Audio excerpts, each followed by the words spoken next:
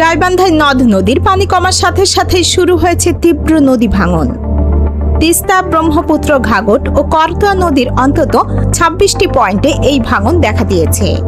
এতে মুহূর্তেই নদীগর্ভে বিলীন হয়ে যাচ্ছে শত শত একর ফসলি জমি ও বসতভিটা।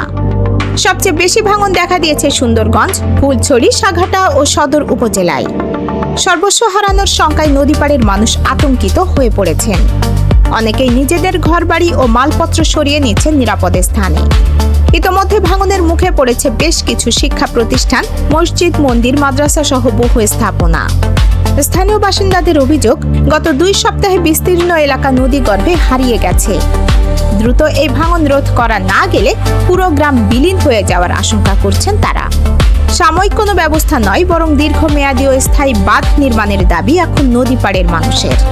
এদিকে পানি উন্নয়ন বোর্ড জানিয়েছে, ভাঙন ঠেকাতে ইতোমধ্যে বেশ কিছু পয়েন্টে কাজ শুরু হয়েছে এবং বাকি স্থানগুলোতেও দ্রুত পদক্ষেপ নেওয়া হবে।